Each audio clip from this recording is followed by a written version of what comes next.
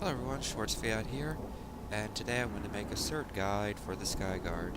So please keep in mind this is a guide talking about the lightning certs as they pertain to the Skyguard itself. So this is not a general lightning cert guide, nor is it a guide talking about any weapon other than the Skyguard, because if you go into the weapons here, these are the only two other weapons I've ever used, and I haven't used them for so long.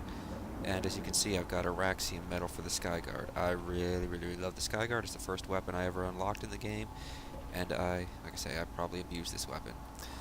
So, I feel qualified to talk about it as many hours as I've spent gunning this baby. So, first of all, we're going to talk about, like I say, the certs.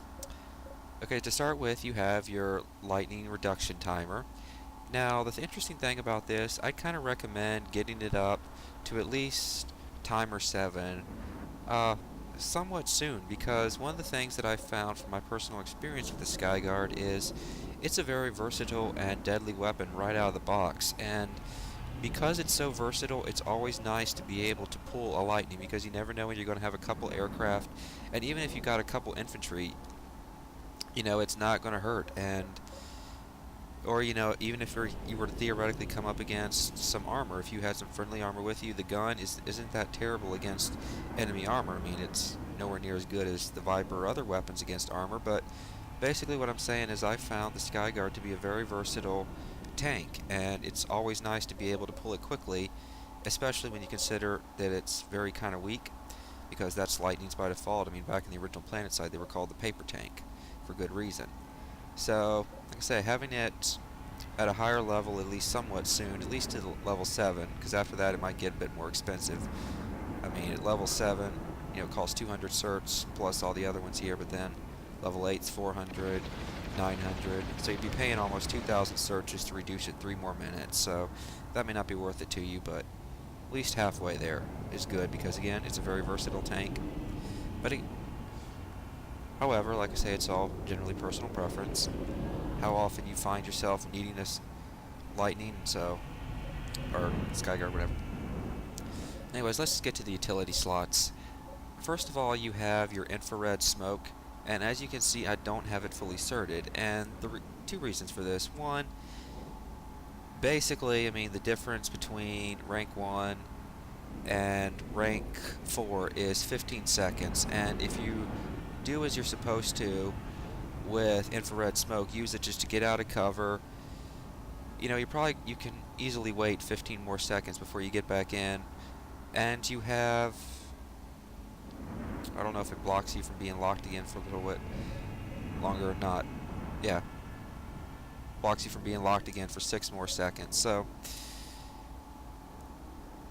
like I say, I mean, that time difference really isn't much, but the main reason is, from my experience, the infrared smoke is just not that useful to a Skyguard, for a couple reasons. I mean, sometimes it can be useful. I mean, if you're up on a hill or something, looking down, or in a small battle, and someone sees you and wants to take you out, they may fire rockets at you. You could just pull back to friendlier lines if you're surrounded by friendlies, something like that. So if you're on a hill covering a base you're trying to attack or something, you might get an occasional lock.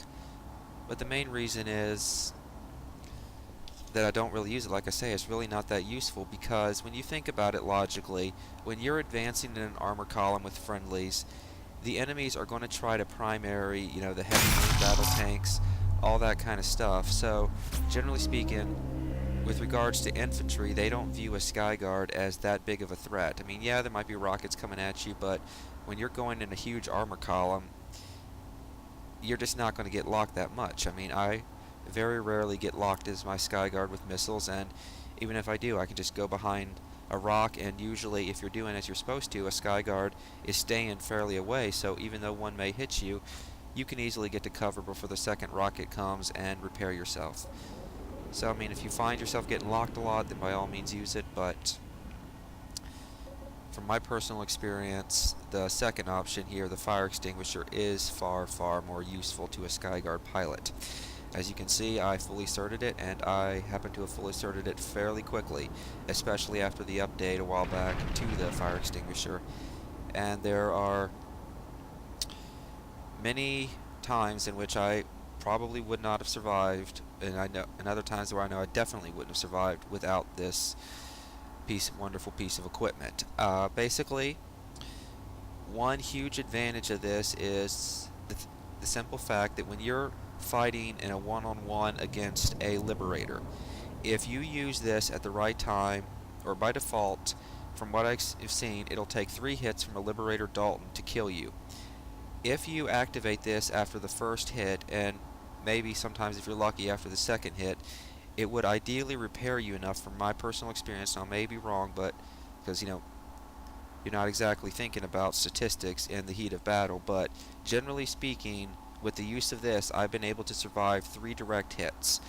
So, unless I'm seriously mistaken, but I don't think I am, or unless I miscounted in battle, I mean, there's always that possibility, because for those of you who have never been in a Skyguard versus Liberator Dalton duel 1v1, it's intense, and pretty much there's very few things that actually matter to you other than what's going on right there. So statistics, counting stuff, it just doesn't matter. You want that Liberator to go down because you know you're like a paper tank. So this has been very helpful, and in one of my last victories against a Liberator, I was heavily in the red when that Liberator finally died, but during that battle I used this fire extinguisher. So considering how badly I was damaged at the end of the battle, it's clear and plain as day to me that had I not had this, I would have died. And there have been many Skyguard versus Skyguard duels that I've been in, and pretty much with those situations, it's whoever starts shooting at the other one first usually wins when it's Skyguard versus Skyguard. But this has given me the edge that I've needed sometimes to survive in those kind of situations, and many other situations where I'm either running from an enemy tank or something like that. This has been an incredibly useful tool to have, because it regenerates 12% when fully certed of your health in the time frame of 5 seconds, and if you're on fire, it'll instantly bring you back out of being on fire, which can be very useful if you're trying to run, especially if you have stealth armor. If you're trying to get behind hills or something, if they see that smoke coming out to you, you just stand out like a sore thumb to enemy aircraft and maybe tanks pursuing you. So basically, from my experience, the fire extinguisher is not only the better choice of the 2 options in the majority of situations you'll find yourself in as a Skyguard, but it's one of those certs that is definitely worth fully certing. Next we have the defensive slots, and I'm going to be blunt.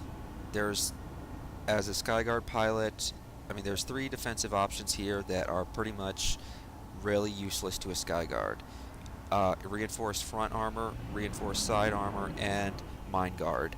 There has never been a time when I've been driving a Skyguard in which I said, man, I wish I'd have had Mine Guard, or man, I really could have used side armor here, or front armor. No.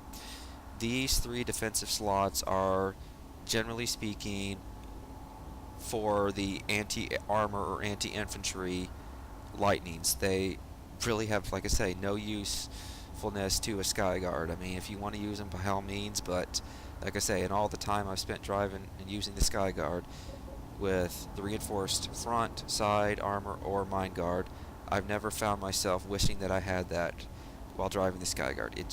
I just don't see it ever happening either. However, the systems that I do want to talk about, first we have the nanite system for auto repair. Fully certed, it will repair every 5 seconds 10.83% damage. But taking damage will prohibit the repair from starting for 8 seconds. This can actually be a very useful system to you, because it prohibits your need to get out of your vehicle and repair. And that's kind of important to a Skyguard, because you need to keep your eyes in the skies. Many times while trying to repair my Skyguard, I've started to come under fire from rockets. So by having this system, if you stay mobile, you can basically repair while still keeping your eyes focused on the sky, and possibly shoot down a enemy aircraft, or at least get a good jump on shooting them before they can start shooting you, while still staying mobile. And there have been some situations where I've taken damage, but I was able to get into cover, and while I was being pursued, I eventually was able to get away, but in the course of the pursuit from the enemy vehicle or aircraft, I took more than 100% damage. But because the auto repair was repairing me after 8 seconds of no damage, and combined with the fire extinguisher, I was able to tank the damage long enough to get away. So this nanite repair system is not a bad choice for Skyguard pilots, who are out in the open, and are trying to stay mobile, because it allows you the amazing advantage of being able to keep your eyes in the skies and avoid surprises from enemy aircraft trying to sneak up on you. So it's a really nice system there. We also have the vehicle stealth. This is also a very nice system to a Skyguard pilot, because especially though when fully certed, because it prohibits you from being seen on radar. And this can be insanely useful for a variety of reasons. Number one, if you position yourself in an atypical position that the enemy doesn't expect, you will find, or at least I have found, that many times you'll have aircraft that'll fly over you or they'll hover near you because they're not looking down on the ground. You're in a somewhat hidden position visually, and because you have this system, you don't show up on their radar. So I have gotten many amazing kills on enemy ESFs that thought it was okay to hover because they had no idea there was a Skyguard right near them. I mean, sometimes I've gotten as close to like 50 meters or something before I just unloaded, and more times than not, because I was able to get that close to them before they started moving, they pretty much went down very quickly. And there have been some times where I've seen enemy ESFs landing for repairs and I just came right up on them. And one guy I engaged I opened fire from about 10 meters away while he was repairing. He had no chance of survival. So that's one of the beautiful things about it. It can allow you to get some kills, unexpected and surprise kills, or at least at the very least damage on enemies. Do note, however, once you start firing, you will show up in a static position. But this is not only useful for attack and getting nice kills, but one of the things that you got to keep in mind is you are driving a Lightning, after all, a very weak tank, so it doesn't take much to bring you down. And when you're running from the enemies, especially if you're going through terrain or other things like that, generally speaking, with most battle tanks, if you're being pursued by a main battle tank, you have a speed advantage on them. And then if you get behind physical cover and you have the advantage of them not being able to see you on radar, you greatly increase your chances of getting away. And that's important because I can count on one hand the times that I've been driving a Skyguard and I was able to 1v1 a main battle tank. And I think I've only won, and basically I think that total comes to 2. I was able to 1v1 a Vanguard, and while I was technically able to 1v1 and kill a Prowler, that doesn't probably technically count, since basically I lured him back to a turret that I had hacked prior, because I figured that if I were to be pursued, I needed to have an avenue of escape. So basically I was an infiltrator, I hacked the turret, then went back to engineer. The guy follows me, boom, gets blown up by a turret. So I guess the only really 1v1 that I've won against a main battle tank was that one time against a Vanguard, and I think, as any sane Vanguard pilot would tell you, the only obvious explanation for that is the Vanguard pilot was clearly a noob, because generally speaking, you're not supposed to survive against that. But then, generally speaking, this system will help you get away, at the very least get away, or do what I prefer to be, which has actually happened a couple times, and I think I mentioned something similar happening in my site cert guide for stealth. There have been times when I have actually gone up behind main battle tanks. They had no idea I was there because they were looking forward.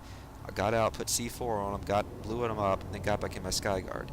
And this has also been very useful when going up against enemy Skyguards, because you'll see them there, they'll be looking up the skies, they may not be paying attention behind them, and then you can get up right behind them and just start unloading into their rear. And like I say, you will show up once you start firing, but by the time they turn around and start firing at you, it may already be too late. I mean, sure, they'll be alive, but you got to keep in mind, in Skyguard versus Skyguard duels, it's generally who fires first. And when you think about it, though, in this situation, you'll be firing directly into their rear, and their first shots at you will be in your front, where your armor is stronger. So it gives you a clear advantage.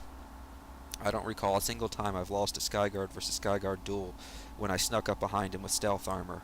So it's a very useful system overall for both offense and defense. So definitely one worth checking out, because again, you're a very weak tank, and your survival is mainly rooted on staying out of sight, or at least faster than your enemies. Next we have the reinforced top armor. This will decrease the incoming damage by about 10%. Now, a lot of people tend to think that this is the ideal Skyguard choice. I kind of tend to disagree. I mean, if you want to use it, by all means. I mean, it does have its uses, but here's the thing. You've got to keep in mind, you're on a lightning tank, a tank that is weak. So 10% armor doesn't really help much. And call it personal preference, but I really find that as a lightning, mobility is your greatest strength. So, I mean, when you look at the automatic repair system, it's good because it allows you to repair while mobile. The stealth armor, it allows you to get away, possible, or sneak up on enemy positions. With this, you would be visible on the radar and you would take 10% less damage from the top only. So, if you're being engaged from the rear by enemy tanks, this is useless. But in these situations with the auto repair and the stealth, it does have usefulness in both fighting air targets as well as ground targets. So the top two, automatic repair and stealth, are far more versatile. And like I say, generally speaking, 10% damage reduction honestly is not that much for a lightning. I mean, sure, it may help you survive an extra rocket or two, but if you're doing your job right, you're going to stay mobile. And so that's why, I mean, yeah, I unlocked it to try it out, but experience has taught me again and again. Remember, you're on a lightning, a tank that's just weak by default, and your main strength is mobility. So trying to make your tank tougher, I think, is just a waste of certs, but if you want to use it, I guess it does have its uses. I mean, if you're one of those Skyguards that wants to stand still all the time or something like that, then I guess it might be useful there, but your opinions may differ, but that's just my personal opinion from all the time I spent playing this. I mean, yeah, I'll pop it on every once in a while, and the only situations where I would actually put this on would be if I'm moving with a huge battle group, where I don't have to worry about enemy tanks coming at me, because if an enemy tank does show up, I got plenty of friendly tanks there to take them out. So the only threats that I would have would be from the air, and they might shoot me. So it might... And in those situations, you got a lot of armor. Your mobility is kind of limited, so extra damage protection might help.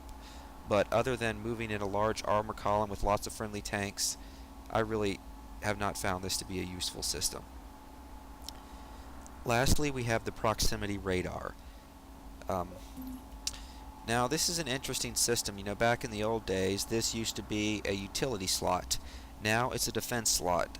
And initially, I was kind of annoyed at the fact that I could no longer use a combination stealth and radar like I do on my scythe, I didn't think it'd be worthwhile putting this as a defense slot, but trust me, this is a very good choice as a Skyguard defense slot in a variety of situations. Number one, the most useful situation for this would be protecting friendly Sunderers, because one of the things is Sunderers are vital to many large-scale assaults and even small-scale ones. So what I have found is if you have a Sunderer, particularly Sunders that have the ammo sundies to supply ammo to you, if you have this fully certed, or at least up to tier 3 or 4, or I guess 2 or 3, but preferably 4, basically, and then you just set near a friendly Sunderer that could provide you unlimited ammo, or even if it doesn't have ammo, it can still be useful for a couple reasons. Number one, if a Sunderer is in a good position and it's surrounded by friendlies, it would take a large armor column to take it out. So, because if one tank might show up, but with all the people that spawn from a Sunderer, you'd have heavy assaults pulling their rocket launchers, and the tank would either be killed or have to pull back. This is why, generally speaking, unless it's a huge armored assault, most people try to take out Sunderers with either aircraft or infantry. You as a Skyguard provide already right off the bat a great defense against the enemy aircraft trying to take it out, but then that leaves infantry.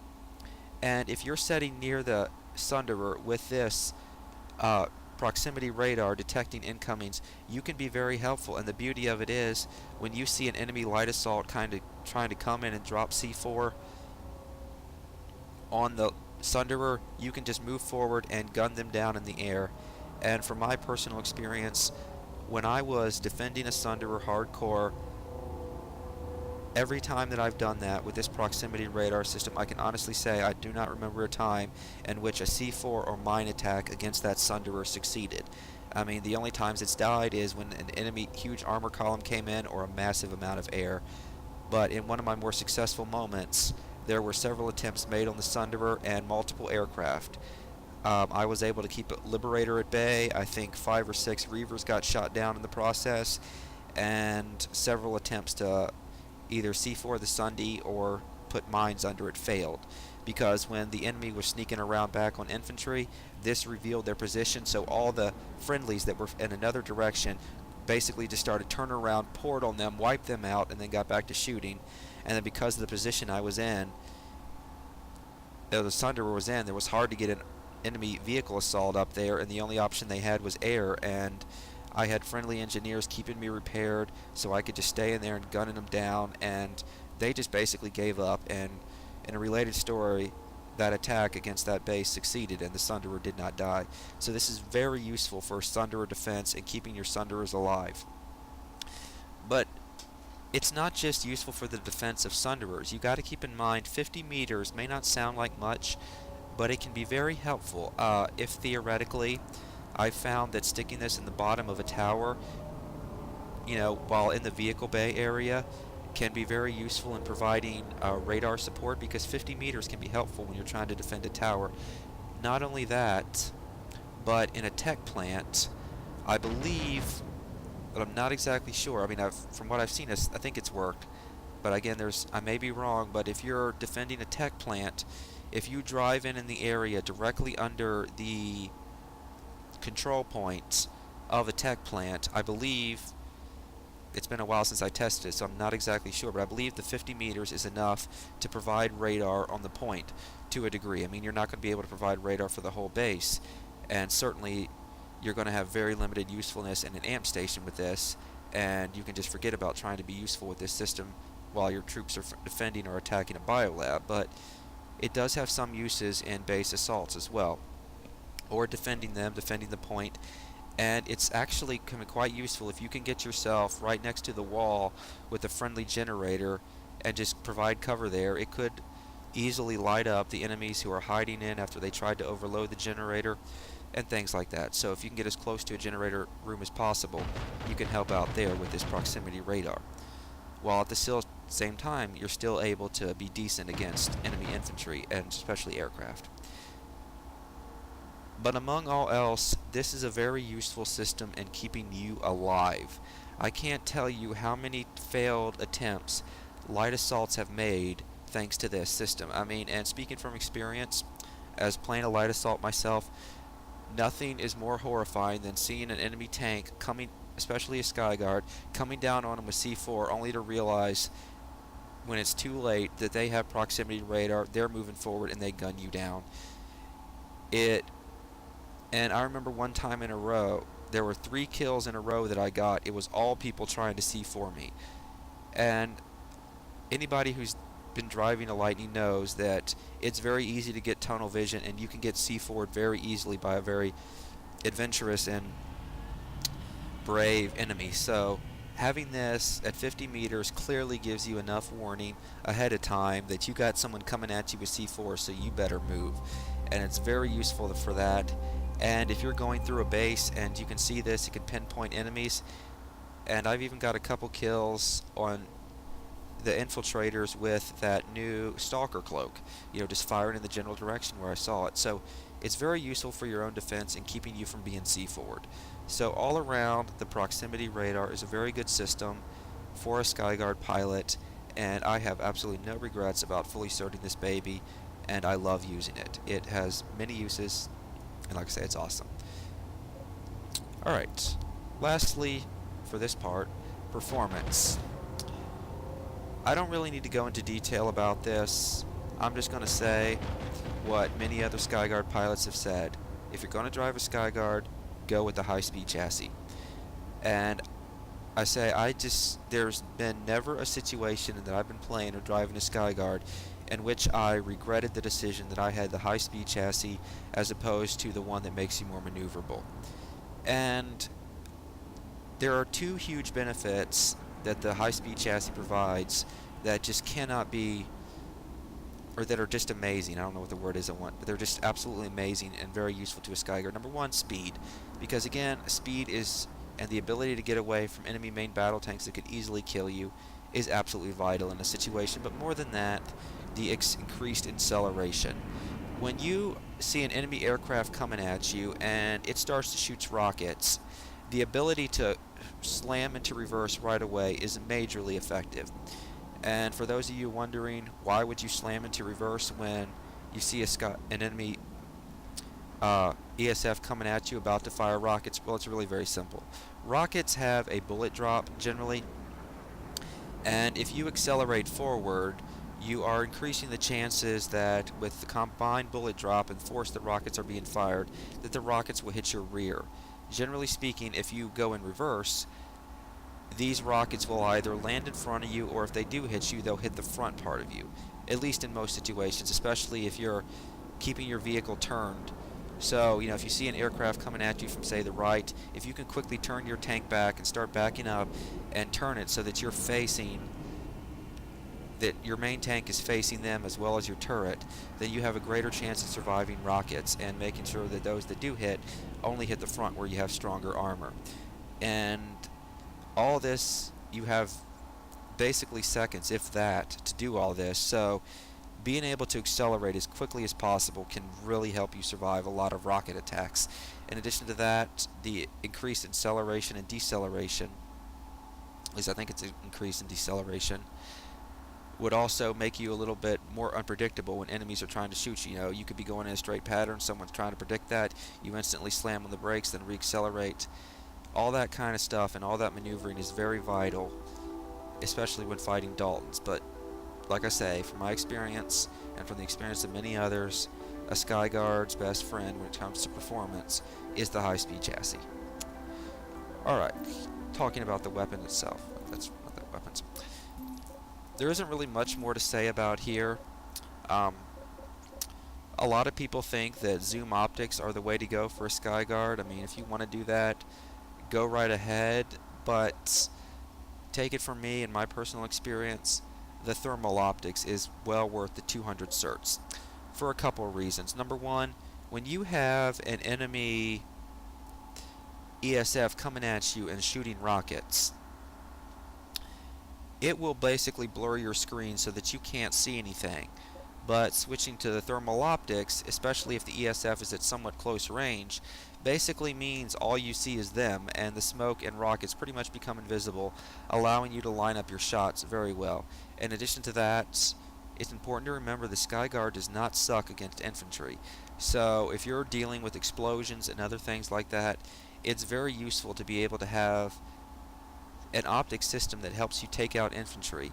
And in some situations, you have so many infantry around you, and if you're fighting at night and you see that some are converging on you to try to C4, the ability just to instantly switch to thermal optics and highlight all the enemies bright yellow allows you to easily target and identify which ones are the ones that are bringing C4 at you. In addition to that, there was one situation where I saw enemy units advancing across a plane as night approached, so it was kind of hard to see, but I could see that there was enemy movement. And I went in and engaged, I don't know, it was about 8 or 10 of them. I killed all of them with the Skyguard. And I owe a lot of that to the thermal optics, because when I switched to thermal optics, it became so much easier to identify who was the heavy assaults. Because I figured heavy assaults need to die first, because they're my greatest threat, and then the medics need to die second, so they can't revive the heavy assaults. And once that was done, they didn't have a prayer. The rest died very quickly. And, you know, it's hard to see some of those subtle differences, and if you find yourself in a close quarters combat situation, as a Skyguard often does, at least in my case, having zoom optics is an optic that's not going to help you there. And sometimes, as someone has said, zoom optics, if you're going to use them for anti-air, can kind of throw off your vision and how much you need to lead your target.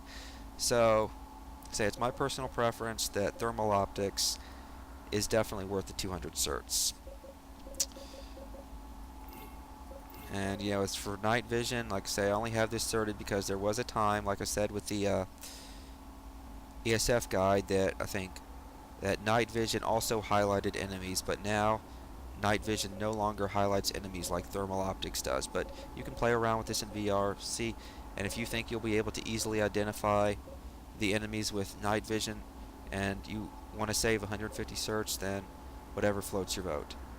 Just do keep in mind, at least if it's like me, if you're testing this out in VR, the thermal optics doesn't highlight the enemies or the enemies that you can kill in the VR.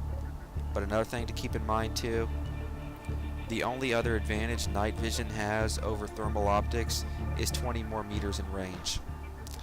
So I don't really think 20 more meters in range justifies the loss of enemy infantry and vehicles not being highlighted. Now, as for reload speed, fully certed, this will only decrease your reload speed by half a second. The default reload speed is 3 seconds, so this fully certed reloads you at 2.5 seconds. This is something that is not vital by any means. I mean, sure, it might help, and I only have it fully certed because, as I said, I really love the Skyguard, so might as well fully cert what I use. So it may help in some situations, but generally speaking, when you see an ESF, they'll either get away or something before you have to reload anyways, or you're fighting a much harder target.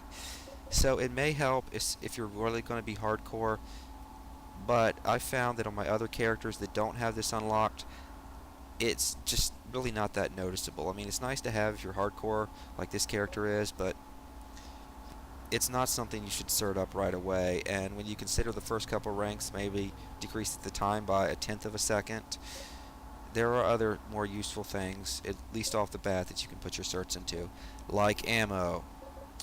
And you know what? Now that I got the certs, let's improve this.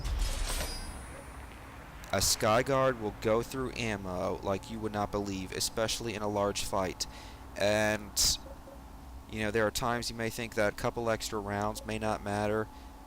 I found myself getting killed once, basically because the enemy was about to die, and guess what? Click, click, click. It was very annoying to have that happen. I was like, no, not now. Had I had a couple more certs into this, I would have survived long enough. So trust me, Skyguards go through ammo so fast, and you may say if you got a friendly ammo sundae or an ammo tower, you'll be alright, but definitely do not neglect certing the ammo capacity. It is very necessary in many situations because generally you're away from the group to allow yourself time to maneuver and space to maneuver, so having as much ammo as possible and allowing you to keep your attention on the skies as much as possible and not having to worry about ammo is very helpful. So this is definitely something you want to at least cert up a good amount if you're going to be using the Skyguard, and especially if you find you're not going to be near friendly ammo towers or there's no enemy or friendly ammo sundaes nearby. Alright, but yeah, that's pretty much it with regards to Skyguard. Hopefully that explains some of the usefulness, or all the usefulness, or I guess some, that's a better word, with regards to what you can cert into for the Lightning for use with the Skyguard and how it affects the Skyguard. And I just hope you found this useful. One thing though I do want to say is there's currently a bug, and this only affects TR and NC Skyguard drivers, that causes it, when you shoot at a VS aircraft, it causes it to do damage to the aircraft. This should not be happening due to the Vanu superiority. I really hope they fix this bug, because as a Vanu pilot myself, it's really annoying that they're still able to do damage to us.